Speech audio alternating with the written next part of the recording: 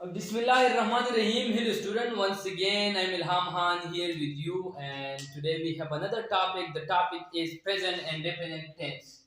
इस वीडियो में हम जानेंगे प्रेजेंट इंडेफिनिट टेंस के बारे में कि प्रेजेंट इंडेफिनिट टेंस का इस्तेमाल कैसा है, इसका पॉजिटिव स्ट्रक्चर कैसा है, इसका नेगेटिव स्ट्रक्चर कैसा है, इसका इंटरोगेटिव स्ट्रक्चर कैसा है, और हम कौन सी प्रोनाउन के साथ एस या एस का इजाफा कर सकते हैं वर्ब के साथ या नहीं कर सकते।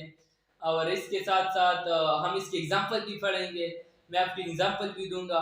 मैं पहले वीडियो में अपलोड कर चुका हूँ टेंस के बारे में कि टेंस किस जुबान का लफ्ज है और इसका मानी क्या है और हमारे साथ कितने टेंसेस है। तो आज का जो हमारा टॉपिक है वो है प्रेजेंट इंडेफिनिट टेंस। चलो चलते हैं प्रेजेंट इंडेफिनिट टेंस की तरफ। प्रेजेंट इंडेफिनिट टेंस इसका इस्तेमाल कैसे है? Present indefinite tense use for always action. First one is used for always action. Those actions which we are going regularly, so then we use present indefinite tense for expression, for conveying this message to others that yes, I am doing regularly these things. So then we use present indefinite tense. For example, मैं अगर आपको बता दूं, I play cricket, मैं cricket खेलता हूँ। इसका ये मतलब है कि बस मैं रेगुलर क्रिकेट खेलता हूँ, रेगुलर मैं क्रिकेट खेलता हूँ, तो इसलिए मैं प्रेजेंट इंडेफिनिट टेंस का इस्तेमाल कर सकता हूँ। इसके बाद हम जानेंगे पॉजिटिव स्ट्रक्चर के बारे में। क्या subject plus first verb plus object फॉर्मूले पहले पॉजिटिव स्ट्रक्चर से पहले हमें ये जानना होगा कि प्रोनाउन कौन से प्रोनाउन के साथ हम एस या एस का एडिशन कर सकते हैं या नहीं कर सकते। तो हमारे साथ ये तीन प्रोनाउंस है, for he she it plus singular pronouns जितने भी है। इसके साथ साथ जब ये सेंटेंस के शुरू में होगा तो हम फिर वर्ब के साथ एस या एस का एडिशन कर सकते हैं। आज फिर ये सवाल भी पैदा हो सकते हैं कि हम एस का इस्तेमाल कर सकते हैं और एस का इस्तेमाल कर सकते हैं। तो ये हमारे साथ एक फार्मूला है, इसकी वजह से हम पहचान कर सकते हैं इजीली, आसानी से, कि हम एस का इस्तेमाल कर सकते हैं और एस का इस्तेमाल कर सकते हैं। तो फार्मूला ये कि जब कोई वर्ब फॉर एग्जांपल मैं बता दूं वॉश, ये वर्ब है, ठीक है, वॉश धोना, ठीक है। जब वर्ब के साथ S H C H X और ओ, जब कोई वर्ब, ये वर्ब है, इसके एंड में अगर S H C H O या एस वगैरह आता है तो हमें फिर इसके साथ एस का एडिशन करना होगा। ये सिंपल आसान मेथड है। S H C H X O, जब ये कोई वर्ब के आखिर में आता है तो फिर हम एस या एस का एडिशन कर सकते हैं, बशर्ते ये कि प्रोनाउन भी सिंगुलर होगा। अगर प्रोनाउन पॉजिटिव है फिर हम नहीं कर, प्रोनाउन प्लूरल है फिर हम नहीं कर सकते इसके एडिशन, ठीक है। मैं आपको मिसाल दूंगा इसकी कि हम कहाँ पर एस का इस्तेमाल कर सकते हैं, कहाँ पर एस का इस्तेमाल कर सकते हैं। फॉर एग्जांपल मैं आपको बता दूं कि ये तो पॉजिटिव स्ट्रक्चर है, subject plus first verb plus object. तो मैं आपको मिसाल दूं, शी वॉशेस द क्लॉथ्स, वो कपड़े धोती है। तो यहाँ पर अगर आप देखें वॉश के ये जो वर्ब है ना, वो हमारे साथ है वॉश, वॉश हमारे साथ क्या है, वर्ब है, ठीक है। इसके एंड में एस एच है और मैंने बता दिया आपको कि जब वर्ब के आखिर में एस एच आता है, जब भी वर्ब के आखिर में आपने एस एच देखा तो इसके साथ हम एस का एडिशन कर सकते हैं। एस का एडिशन फिर हम इसके साथ करेंगे। तो यहाँ पर इसने एस लगा दी, मैंने एस लगा दी, जब भी ए एस एच एस, तो क्यों एस लगा दी? पता चला हमें कि हमने कैसे एस और किसके साथ एस लगाना है।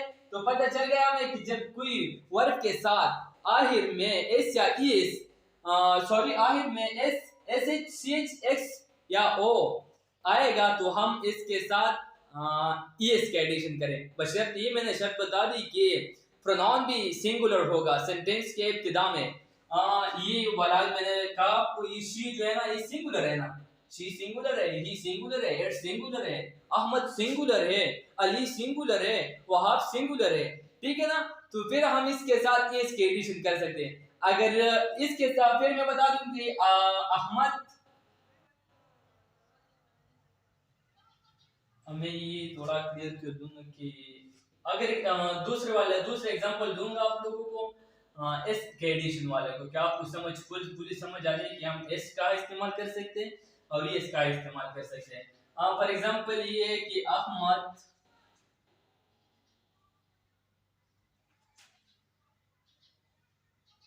टेक्स क्लास, अहमद क्लास लेता है ना, यहाँ पर ई टेक का खुद ही ये यार मैंने नहीं लगा दी। टेक का जो स्पेलिंग है ना आपको पता है, टी ए के ए, अहमद टेक क्लास। तो इसके एंड में मैंने ई एस लगा दी, क्यों? सॉरी इसके एंड में मैंने एस लगा दी, क्यों? क्योंकि यहाँ पर अहमद सिंगुलर तो है, ऐसा ई एस का लगाना तो होगा, मगर मैंने ई एस की जगह एस लगा दी, क्यों? क्या पर आप देख के वर्ब के एंड में जो ई है ना, तो यहाँ पर ई नहीं है, एस है, एस एच है, सी एच है, एक्स है और ओ है, तो इसी वजह से मैंने यहाँ पर एस लगा दी, अहमद टेक्स क्लास। और मैं आपको ये बता दूं कि अली प्लेज क्रिकेट, और फुटबॉल जो भी है, अली क्रिकेट खेलता है, यहाँ पर मैंने वाई के साथ एस लगा दी, क्यों?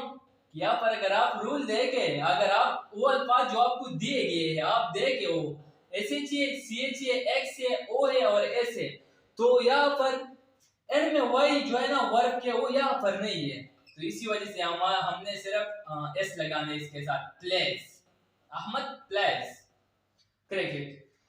फिर चलो चलते हैं नेगेटिव स्ट्रक्चर की तरफ कि नेगेटिव स्ट्रक्चर कैसा है।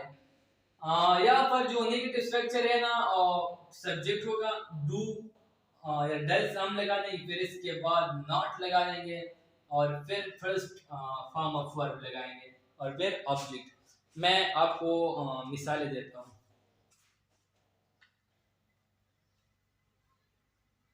ये तो समझ आ गई ना प्रोनाउन वाली बात, कहाँ पर एस लगाना है कहाँ पर यस लगाना है।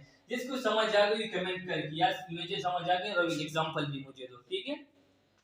फिर इसके बाद नेगेटिव स्ट्रक्चर, नेगेटिव स्ट्रक्चर कुछ ऐसा है, नेगेटिव नेगेटिव स्ट्रक्चर के सब्जेक्ट है प्लस डू और डज है प्लस नॉट है plus first form of verb है प्लस ऑब्जेक्ट है,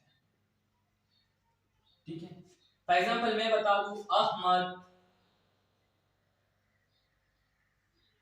सॉरी यहाँ पे हमें ये समझना होगा कि हम डू कहाँ पर इस्तेमाल कर सकते हैं और डस हम कहाँ पर इस्तेमाल कर सकते हैं, ठीक है।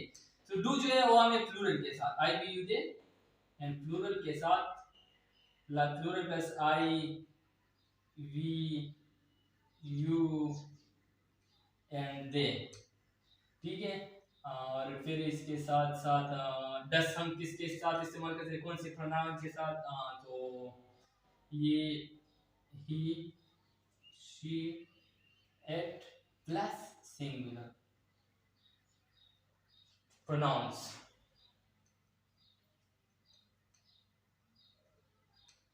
तो इसके साथ हम डू और डज लगा सकते हैं। He she it I we you they के साथ हम डज लगाएंगे और ही और and I we you they के साथ हम डू लगाएंगे, ठीक है।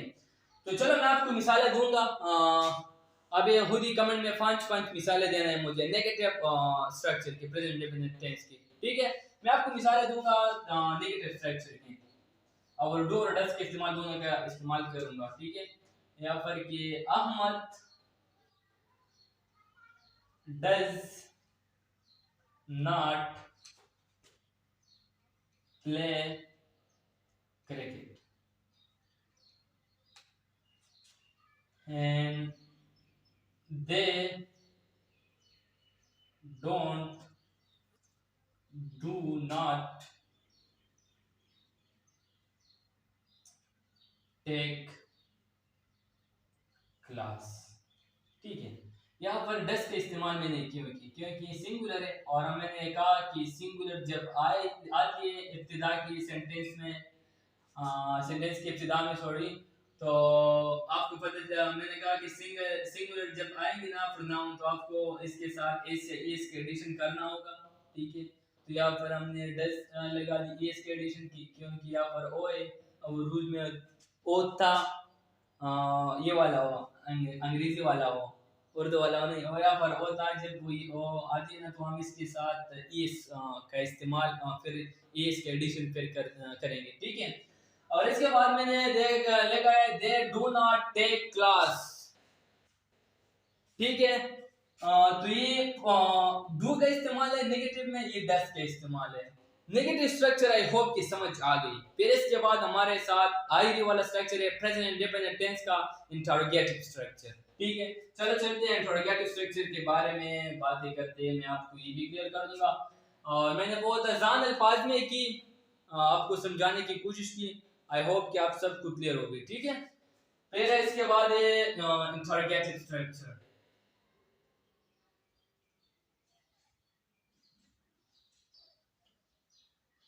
Do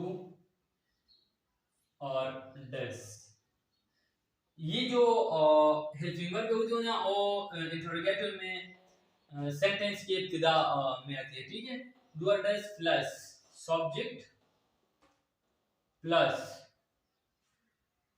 first verb plus object plus sign of interrogation.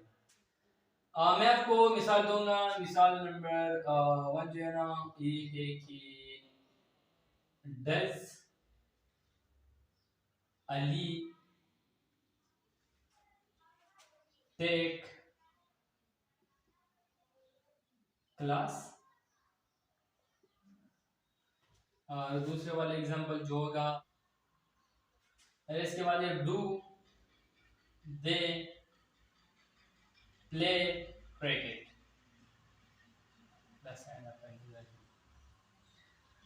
क्यों, तो क्या अहमद क्लास लेता है या क्या वो क्रिकेट खेलते हैं? ये है इंटरोगेटिव स्ट्रक्चर की एग्जांपल्स। तो आई होप कि आप सबको समझ आ गई, और मोर इंफॉर्मेशन मोर, तो ये थे एग्जांपल इंटरोगेटिव स्ट्रक्चर की। तो आई होप आपको समझ आ गई, और मोर इंफॉर्मेशन के लिए हमारे पेज को लाइक करें, सब्सक्राइब करें एंड कमेंट करें। ठीक है, ओके, थैंक यू।